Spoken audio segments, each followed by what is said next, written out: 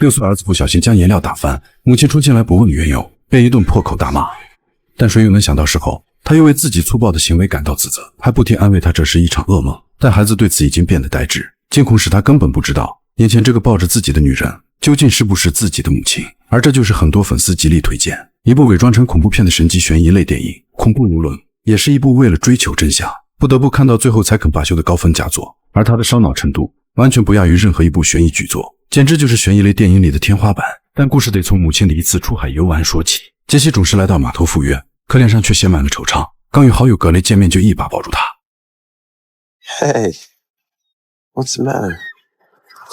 这举动让格雷很是疑惑，可杰西却没有做出任何解释，只是说自己感觉有点累，但还是想和好友们一同出海游玩。随后他们便成功起航，很快就来到了一望无际的大海深处。但所有人都不会想到，接下来将会是一场永无止境的噩梦。而杰西因为身心疲惫，很快就进入了梦乡。他看见自己躺在沙滩上，水中还漂浮着一件黑色外套，但随着海水冲刷他的身体，这才将他从梦中惊醒。You okay? 眼看杰西的状态不是太好，丽莎建议他去甲板上晒晒太阳。然而刚上来不久，杰西竟然开始隐隐感到不安。为了舒缓他的心情，格雷让他掌管起了船舵，并向着他手指的方向航行。可还不等几人放松多久，风帆却诡异地停止了摆动，海上瞬间变得无比寂静。同时这也预示着一场史无前例的暴风雨即将袭来。果不其然，远处真有一团乌云压顶，并以极快的速度向着他们逼近。为此格雷赶紧呼叫海岸警卫队，希望他们能为自己提供帮助，可对方却表示海面气象一切正常。然而格雷刚表述完异象天气后，电波里却传来一个女人微弱的求救声。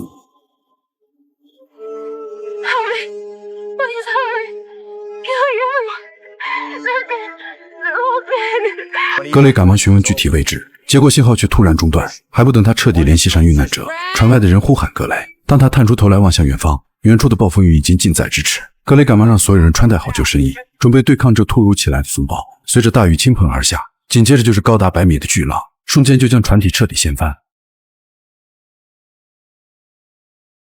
几人迅速浮出水面，但还是让他们失去了一名好友丽莎。可是到如今，几人也只能在侧翻的小船上等待救援。然而不知过了多久，杰西发现背后有什么动静，原来是一艘巨大的游轮突然出现。遇难的几人兴奋不已，不停地向着游轮方向不断挥手，感觉生还的希望就在眼前。可在强烈的阳光照射下，只能看清甲板上的一个身影一闪而过。随着游轮的缓缓靠近，几人便借助舷梯依次跳上船。此时的杰西还在犹豫，但在格雷的催促下，还是一脚踏上了这艘巨大的游轮。等他们依次登上船后，却发现整个甲板上空无一人。正当几人庆幸得救时，唯独杰西变得异常的警觉，仿佛这里的一切都是那么的熟悉，冥冥之中感觉自己来过这里。为了赶快获救，格雷打算先找到船长沟通，跟随着水手维托脚步，他们试探性地走进船舱进行寻找，希望能找到一个可以对话的人。然而连续走了几个通道，也没有看到一个人的影子。突然杰西停下脚步，看着狭长又寂静的过道。 You alright? Feel like I know this place. I recognize this corridor. 突然维托大叫了起来，原来他们发现了一张老旧的照片，下方还附加了一段奇怪的解释语。照片里正是这艘游轮，该游轮被命名为埃俄罗斯，而埃俄罗斯是希腊的一个分神，也是西绪福斯的父亲。但这些信息让两个男人摸不着头脑，而返回的黛西立马解释道 He cheated death. No, he made a promise to death that he didn't keep. 正当几人想继续探索，身后却突然传来一声异响。格雷和维托赶忙向源头迎了过去，可还没走出几步，就发现了地上的一串钥匙。等维托返回时，杰西立马接过了他手中的钥匙，发现钥匙竟然和自己的一模一样。众人根本不敢相信，就连格雷也不相信他的话。可杰西坚决肯定就是自己的。他还打开钥匙扣上的照片，和自己项链上的照片进行对照，的确可以证明就是他的。但黛西询问他是不是上船就带了，杰西立马肯定的回答。这也让黛西感觉丽莎也在船上，但这一猜测却遭到了丈夫大山的质疑。她觉得如果丽莎已经上了游轮，为什么没有第一时间出现？然而这一串钥匙到底是怎么出现在了船上的？想不出答案的几人只好继续搜寻。他们来到船舱里的宴会厅，眼前竟然摆放着大量的水果美食，甚至连演奏乐器都是新的。突然维托向格雷询问时间时，他却回答是11点半。然而当杰西抬手望向手表，发现与船上的时间一模一样。正当他回头望去时，果真镜子里有个身影一闪而过。他立马告诉众人，维托听后赶忙追了上去。一旁的黛西立马询问杰西，那个人影到底是谁？结果回答并没有看清。于是格雷连忙跟去查看情况，杰西也紧随其后。他不断告诉格雷自己曾经来过，可格雷根本不信他的鬼话，甚至还以为他被这里吓坏了。当问其实不是因为儿子不在身边时，一个房间的放水声引起他们的注意。随后格雷大胆地朝着源头走去，怀里冒心地敲了敲门。 Hello? 可眼前的景象却让他们彻底惊呆。镜子上竟然用血写下去剧院的字样。就这样，两人傻傻的站着。但很快，格雷打算去3楼寻找一番，却遭到杰西的反对。他十分的担心黛西夫妻俩的安危，最后因为意见不合分开。但格雷却说他是被这里吓破了胆。可杰西却郑重地告诉他，自己脑子里只会想着接孩子回家。很快，他便独自来到了餐厅里，却发现黛西两人已经不见了踪影。正当他不断呼喊着两人时，竟看见餐桌上的食品全部腐烂。突然身后传来一声异响，他慌忙地趴在柱子后躲避，发现走来的却是满身鲜血的维托。他赶忙上前询问情况，结果维托二话不说就掐住他的脖子，似乎和杰西有什么深仇大恨。情急之下，杰西不断反抗，无意间摸到他后脑勺有个大洞。突然维托彻底断气倒向地面，他赶紧起身查看，结果远处传来一声枪响。此时他来不及顾及维托的尸体，朝着声音的方向走去，竟然来到了那个神秘人说的剧院。当听到黛西的哭泣声后，他赶忙向前查看情况，结果却发现格雷已经中枪身亡。还不等杰西回过神来，黛西竟骂骂咧咧地冲向他，还说是他杀害了格雷。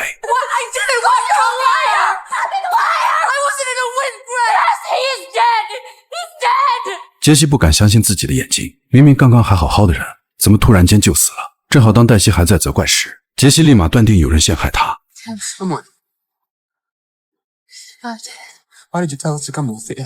这瞬间让杰西无法理解，自己明明去寻找他们夫妻，怎么会是自己杀了格雷？正当黛西发出灵魂拷问时，突然一记力打中他的肩膀，瞬间场面就完全失控。黛西夫妻两人就死死挣扎。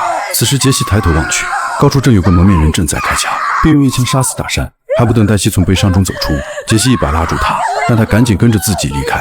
结果对方还是一枪命中黛西，慌忙的杰西赶紧逃跑，还差点被神秘人一枪击中。他疯狂的朝着楼下拼命奔跑，结果无意间跑进了厨房。他从架子上拔出一把尖刀，然后躲在橱柜后面，一直等着神秘人的出现。可对方只是看了一眼后离开，他赶忙追了出去，直接跑上了游轮的甲板上。正当他朝着大海望去，发现所有的救生艇都不在吊轨上。随后他跑向下面一层，突然上层的脚步声引起他的注意，结果被神秘人从身后偷袭。对方拿枪一直对准他，而他则不断地向神秘人求饶。就在对方开枪的瞬间，他抓住了枪管，不断摇摆让他失去重心，最后成功的逃脱，并迅速跳到了下面一层。杰西不断地向着船头奔跑，试图逃出对方的视线。正当他想回头查看，差点被神秘人的子弹击中。当他准备逃跑时，刚好神秘人的子弹打光，情急之下，对方一枪甩了过去，恰巧击中了杰西的身体。掉下来的他迅速起身继续逃跑，结果在过道上发现了消防斧，立马取下斧头准备防卫，同时将消防栓盖子丢向另一边，企图制造出假象，自己则反向往船头跑去。可刚跑出不远，就发现神秘人出现在了身后，两人很快便扭打在了一起。求生的欲望让他奋力抵抗，很快对方就败下阵来。他一脚将武器踢开，并用斧头威胁对方到底是谁。结果神秘人支支吾吾地说着什么，唯一能听清的却是让杰西杀掉所有人。杰西一气之下挥过斧头，对方却不慎掉了下去。眼看神秘人彻底掉入海中，杰西这才松了口气，心想总算把所有的麻烦解决。突然一阵奇怪的音乐传来，他跟着声音的方向走去，房间里正好有个留声机正在播放。杰西缓缓调整指针，这才传出一阵美妙的音乐声。此时疲惫的他看向镜子里的自己，可还不等他得到休整，外面竟传来了几人的求救声。当他走到甲板上查看时，发现竟是刚遭遇暴风雨的几人。他瞬间呆住了，上面竟然是刚上船之前的他们。这下他是彻底的慌了，怎么刚刚的剧情再次上演？杰西不断的后退，结果撞到了那个扶好的留声机。他赶忙跑出房间查看几人，发现他们已经提前登上了游轮。慌忙的杰西再次返回舱体，他偷偷躲在墙后。然而还不等他看向几人时，却听到刚上船的自己说的那些话。 You alright? Feel like I know this place. I recognize this corridor. The liners, they look pretty similar. No, that's not it. 等格雷带着自己离开后，杰西从另一个方向继续靠近。正当他窥视着几人时，自己竟突然回头看了过来。崩溃的他彻底崩溃。然而刚蹲下，自己的钥匙却掉了下来。慌忙的他来不及捡起钥匙，直接向着另一个方向拼命奔跑。当感觉自己摆脱危险后，他却听到了流水声的房间。杰西好奇地走了进去，镜子上依然写着去剧院的字样。惊慌的他赶忙跑向剧院，结果在宴会厅听见黛西的呼喊声，于是偷偷躲在角落里，用眼睛窥视着上船的几人。可就在这时，自己竟回头看向了他，促使他不得不再次逃离，来到甲板上舒缓自己不安的心。结果一个转头，却看到了大山的尸体被海鸟啄食，同时在栏杆的上面还有残留的血渍。此时找他的维托走了过来，并且发现了他的存在。但维托以为是刚上船的杰西，可杰西开始语无伦次地向他解释，并且说登上游轮的人都已经死了，如今船舱里却有个一样的自己，正和格雷走在一起。可维托根本不信，于是杰西赶忙带着维托来到栏杆边，让他看被海鸟啄食的大山。为了证明自己说的都是事实，杰西向鸟的方向丢出一个球体，结果海鸟飞走后尸体消失。杰西彻底慌了，明明刚刚就在那个位置，怎么就突然间不见了？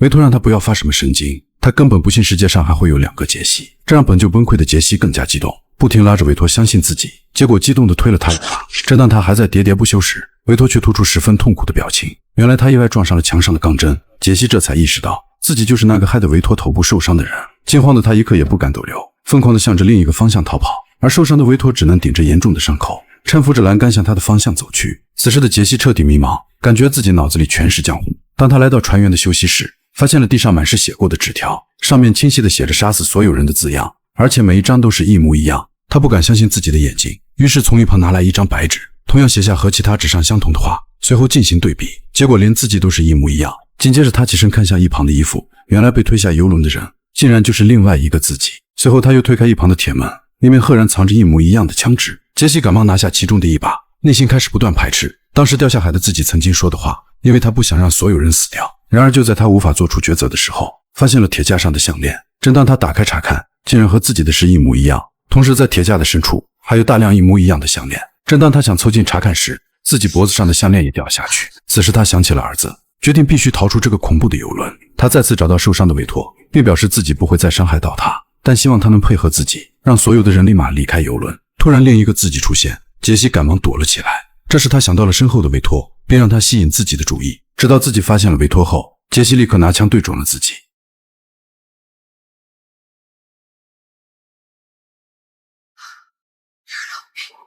杰西很想杀了眼前的自己，可无论他的内心怎么挣扎，依旧也不想扣动扳机。眼看拿枪的女人放弃开枪，这个杰西只能快速逃离。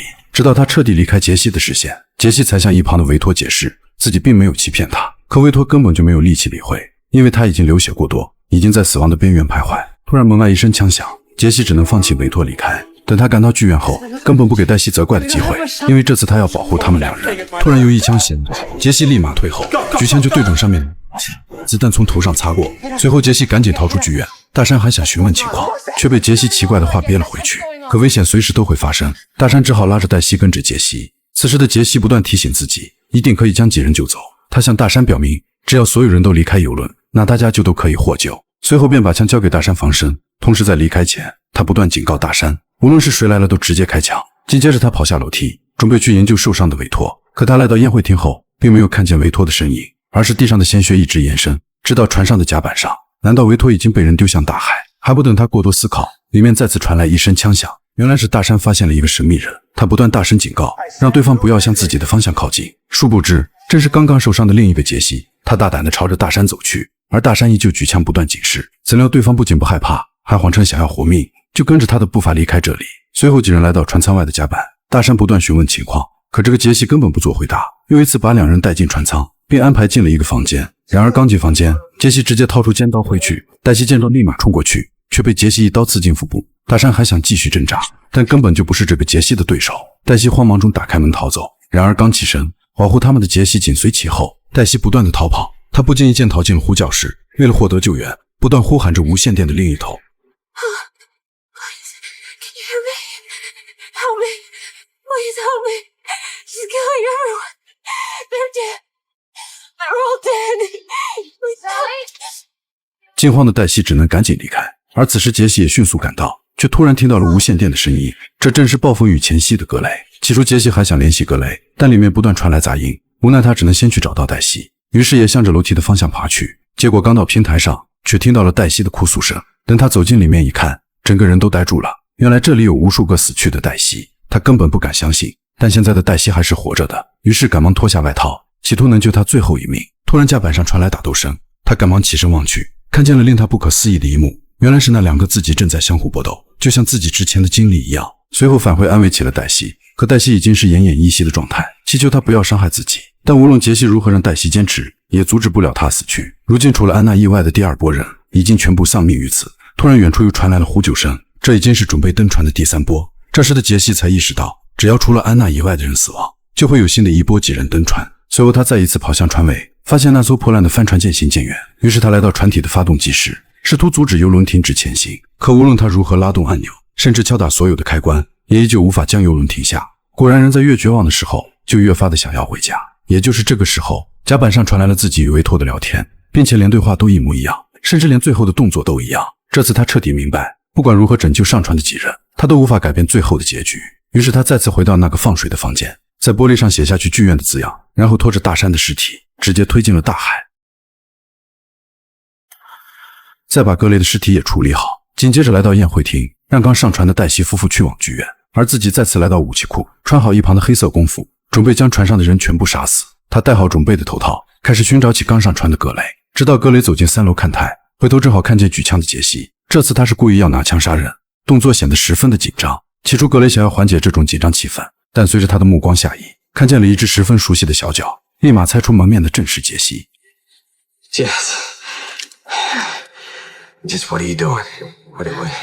What is this? What are you wearing? 眼看格雷已经认出自己，他毫不犹豫地向他开出一枪。随后他开始填装子弹，然后不断向着下面的人进行射击。此时的杰西只有一个目的，就是杀死船上的所有人，然后自己就可以回家见到儿子。他不断追赶逃跑的自己，结果在甲板上成功偷袭，然后用枪指着求饶的自己。当对方诉说自己还有个儿子时，他再次陷入了选择，但理性还是胜过了感性。眼看自己再一次逃跑，他奋起直追，试图用枪直接杀死他。结果很快子弹全部打光，他只能丢出猎枪组，结果把自己推向了甲板上。眼看自己曾丢出的消防栓盖，杰西已经知道了自己的路线方向，赶忙捡起地上的脚棍准备偷袭，在自己跑来的瞬间击倒，结果还是被自己反手挣脱掉。于是再次捡起脚棍继续和他搏斗，心想肯定能将他制服。然而令杰西没想到的是，无论怎么搏斗，他也拼杀不过刚上船的自己，最终被自己逼向船边。他不断诉说着和最初神秘人同样的话， We have to kill them. Kill them. 还不等他说完，自己一斧头挥了过来，最终他也掉进了深深的大海。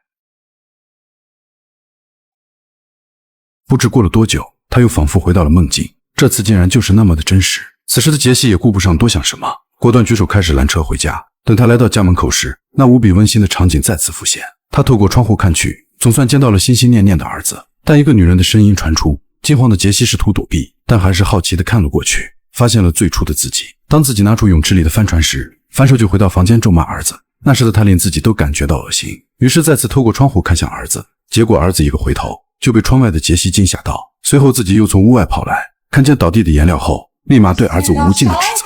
这瞬间让杰西心中一震，听着自己不停的责怪，杰西这才知道自己当初冤枉了儿子，才导致儿子对自己无比恐惧。可为了回到儿子身边，他必须干掉屋内的自己，于是跑向大门口，并按下门铃，然后径直走向屋后的杂物间。等自己从房子里走出询问邻居时，杰西已经拿上了一把榔头，朝着自己的家里快速走去。等自己从屋外回到房间里时，杰西直接冲进房间就向他砸去。可他的行为被儿子看到，等他回过神来，立马找到儿子开始安慰起来。他不断述说这只是一场梦，可儿子已经变得呆滞。等他觉得安抚好了儿子后，他便开始收拾起自己的尸体，然后装进后备箱，开车带着儿子离开这里。可就在杰西给儿子解释刚刚的事情时，车窗撞来一只海鸟，于是杰西将车停靠在路边，向着海鸟的方向慢慢走去。但一旁的演奏声却变得十分熟悉。他捡起地上死去的海鸟，然后向着海边慢慢的走着，直到岸边他才发现这里的场景竟然如此熟悉，并且还有大量死去的海鸟尸体。但他还是把手中的那只海鸟丢了进去，随后再次坐进车里，快速的驾车离开。此时儿子在后面不断吵闹，结果就在杰西分神时，径直撞上对面驶来的货车。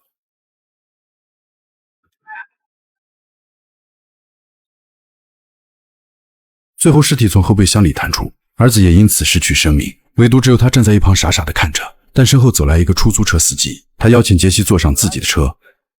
Yes. Take me to the harbor. 很快司机将他送到码头，并把熟睡的杰西叫醒，同时说车子的机架表现保留。 You will come back, won't you? Yes, I promise. 很快杰西就走到码头，便遇到了准备出发的委托。正当询问起他儿子为什么没来，杰西也只能谎称送去了学校。等他再一次见到了格雷，立马就给了格雷一个拥抱，并向他说了句对不起。当格雷询问杰西要不要出海时，他果断的就答应了下来，因为他还要救回自己的孩子。